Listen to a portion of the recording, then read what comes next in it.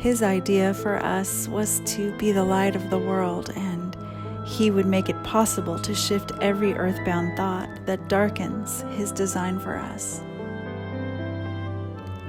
He would be the light in us and through us, so that together we would release truth and beauty, telling His story.